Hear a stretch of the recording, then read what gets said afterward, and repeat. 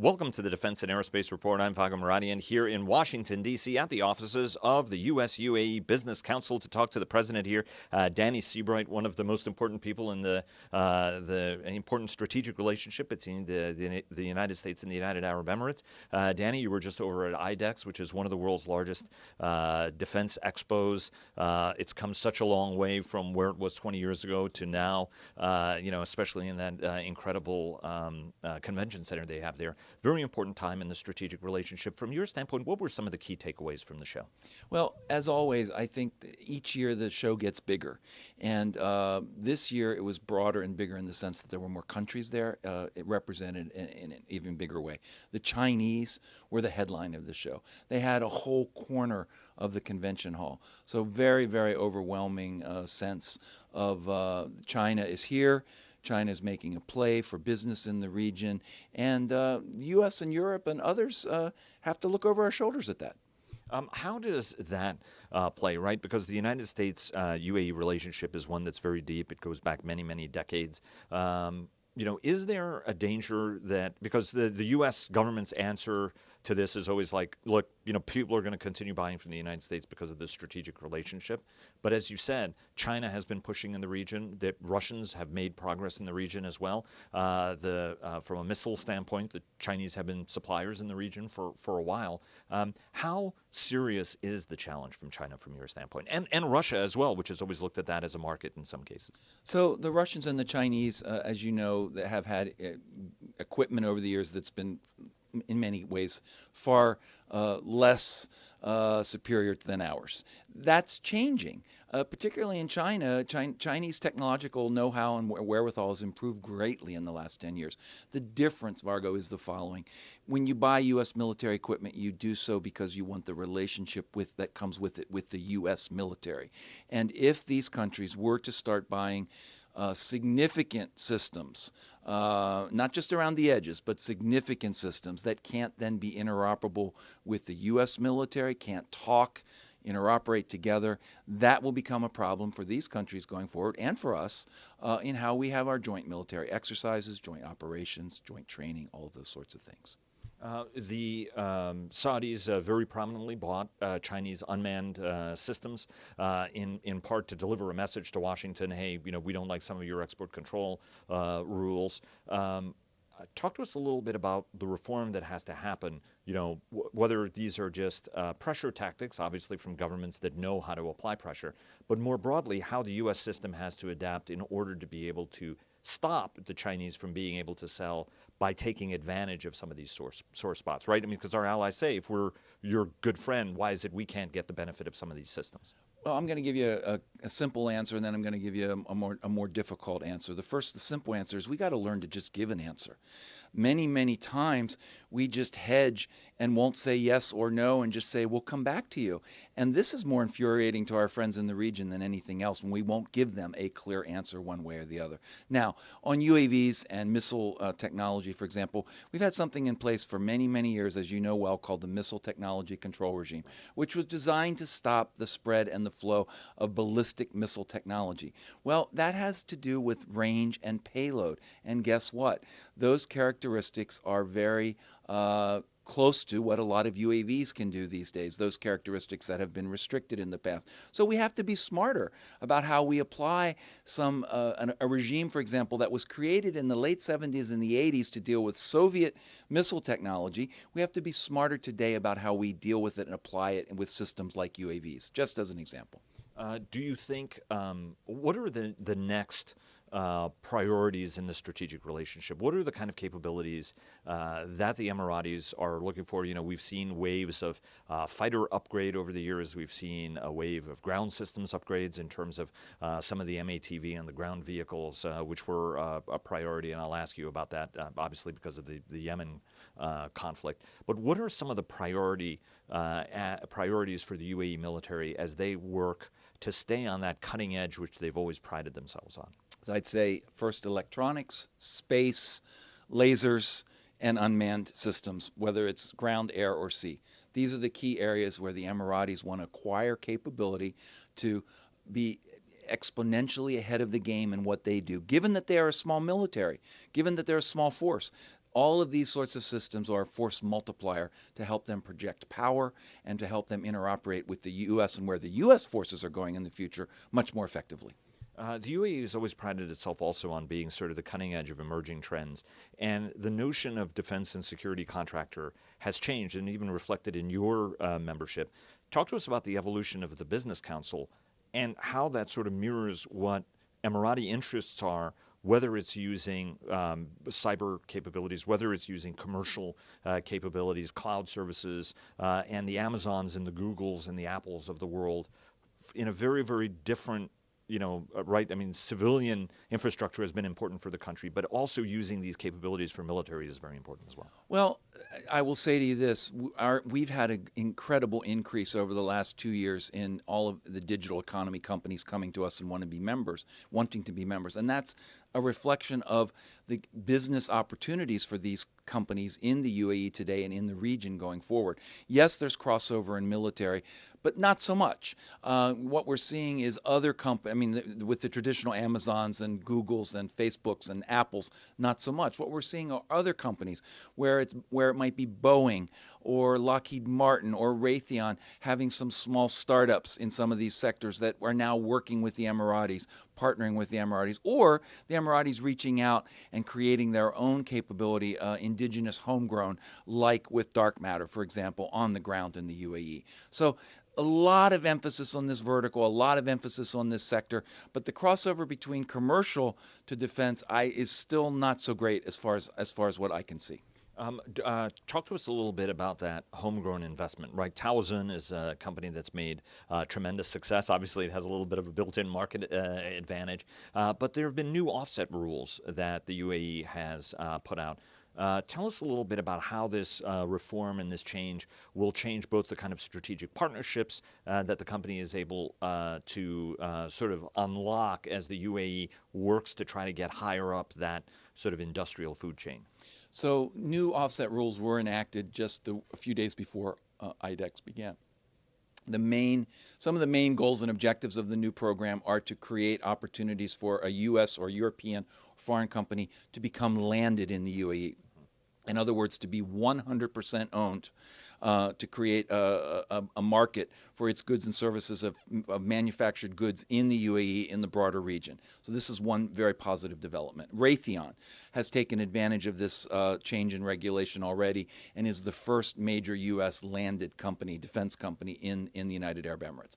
The second thing that the UAE did is change some of the more onerous regulations of the offset policy. They've taken away penalties if you don't dispense your offset obligation in time. They've raised the bar much higher than just to $10 million, which was sort of ridiculously low for this sector to begin with. They've taken away the accumulative effect that they had in the policy before. They're doing a lot of things to make the policy more applicable to building the UAE's economy of the future. They've done one thing, which I've been arguing with them for 10 years that they needed to do, and that was to open the prism. Open the prism of these defense offsets to be invested in verticals and sectors that might be tangential to the defense sector, but not directly in it. And that's one thing that the new policy is doing. So education, maybe even some healthcare, electronic space that's commercial and not defense. They're opening the prism to allow the offset expenditures, investments to be made in other spaces other than purely defense. And but also to try to avoid some of the pitfalls we've seen in the past, which is investing in shrimp farming and things like that ended up backfiring on people. Absolutely, absolutely. I can't emphasize that enough. They're taking a very serious relook at this, and they're being very systematic, I would say, about it. And they've engaged the full force of Abu Dhabi Inc. and UAE Inc. into this, so other government departments are part of it now as well. Everybody has a tendency of focusing on the defense side of the equation, but your organization is much broader than that and also extends to commercial. Commercial aviation and commercial technology. You mentioned dark matter, which are secure communications devices in a part of the world that is getting much more contested in the cyber realm. So I can understand that from an Emirati standpoint about wanting to have secure communications at a time when everybody's trying to eavesdrop on you simultaneously.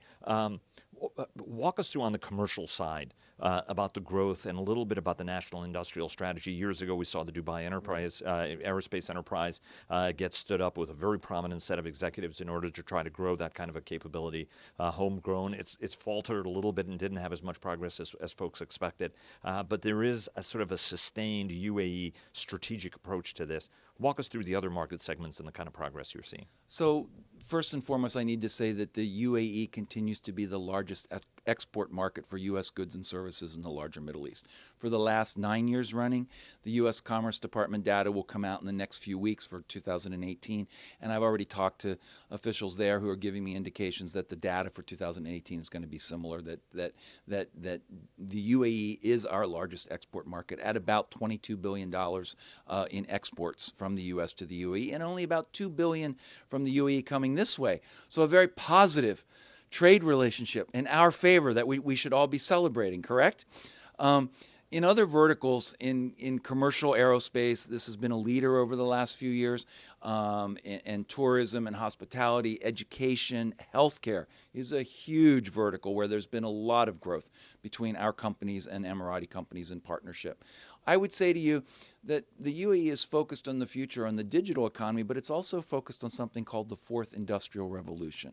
And they're becoming a leader, a thought leader around this. They want to have manufacturing capability on the ground in the UAE much more than they do now in the future. But they want to be smart about it, and they want to make it very, very sophisticated along the lines of this fourth industrial revolution. And they're going to do it in partnership largely with our companies. Let me ask you about a little bit of kinks and pitfalls in the relationship. There was a CNN story about an American armored vehicle that had ended up in Yemeni hands.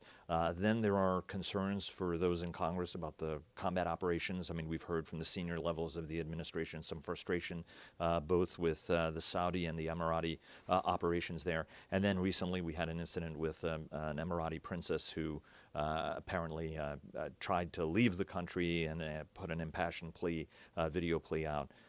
How do all of these incidents play at a time when there are concerns about operations in the region? There are concerns with Saudi Arabia in the wake of the Khashoggi affair, in which the Emiratis have a tendency of being lumped because of the close alliance between Abu Dhabi and Riyadh. Talk to us a little bit about what this strategic environment looks like and whether or not there is going to be some kind of backlash that's going to come at the UAE. Well, first, Margo, I want to take you back to the days of the first invasion by Saddam Hussein of Kuwait, or the invasion by Saddam Hussein of Kuwait, the first Gulf War. In those days, there was no credible military capability by any of our partners in the region other than Israel. And when I was in the Pentagon in those days and after, our policy was to start training and equipping and helping these countries who wanted to do so to prepare to be a credible military force for the future. What I like to say, my old boss, Secretary William Cohen, would say all the time is, we want these countries to start being providers of security and not just consumers of security. The UAE today is a provider of security. The UAE today has created this amazing capability on the ground, largely in partnership with our forces, but also in partnership with some European forces. And with that comes responsibility, but also with that comes some sort of self-confidence that they can take on operations and do things that they see as in their legitimate self-defense in ways that 25 or 30 years ago they never might have done. So this is a new development. I hear former U.S. ambassadors from long ago coming to me and saying, how can the Emiratis do this and not ask our permission? And my first response to that is, well, they're a sovereign nation who we've wanted to develop this capability. We've encouraged them to develop these capabilities over the years. They're not going to ask our permission. They might talk with us. They might confer with us, which is the way two adults in a mature relationship, in a grown-up relationship, behave. So first and foremost, in my view, we have gotten the Emiratis to a place, and others in the region to a place that a long time ago we hoped they might be someday. Now, second point, I spent almost 20 years in the Pentagon tracking how our technology was misused around the world.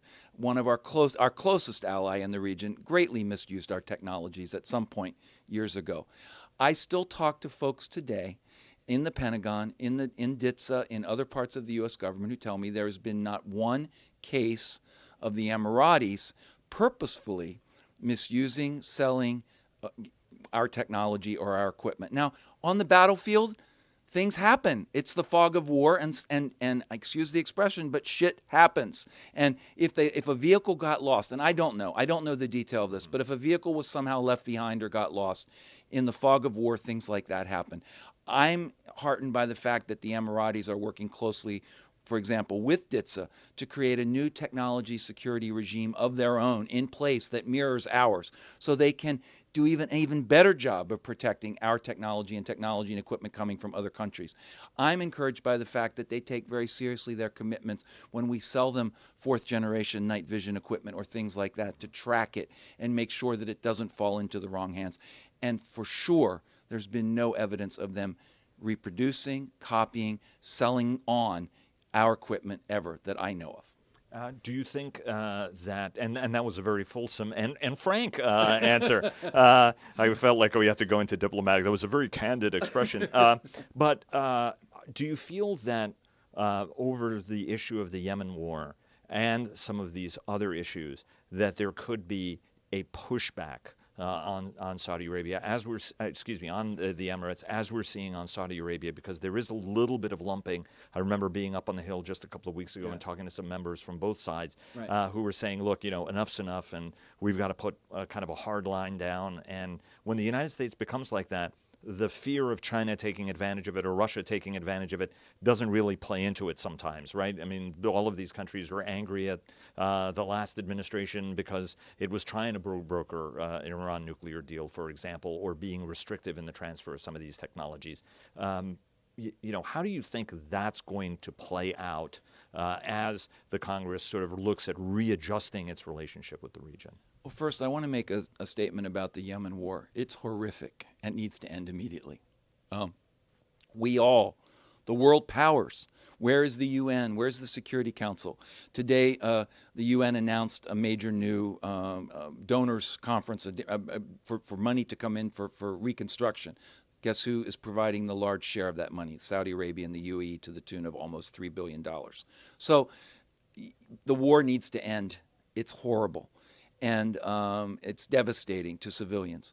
That said, I also want to point out that American support for the war started under the Obama administration. It didn't start under the Trump administration. It started under the Obama administration, and we went along with an ally and a friend, allies and friends in the region, to try to help them with a threat to their security that they took very, very credible, which was Iran backing the Houthis in Yemen.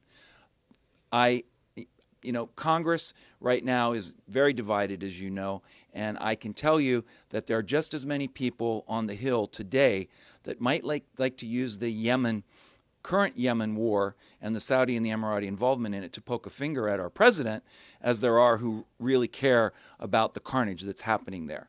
So I would say let's start putting the politics of all of this aside and let's get on with the real matter of trying to bring this war to an end. And how do you think the relationship, and the last question would be, how do you think the strategic relationship and the U.S. involvement in the region, we still have those tensions between and among the Qataris, Turkey is on one side, Egypt's on one side, Saudi Arabia and the Emirates are on other side. I mean, how does this strategic dynamic going to play out? And how does the United States have to help lead this process at this point, given that Iran is a challenging actor in the region? Well, it's a little hard when our policy's uneven and all over the map. Also, we have a change in administrations, and we literally go 180 degrees in the opposite direction. So we're not consistent or constant ourselves.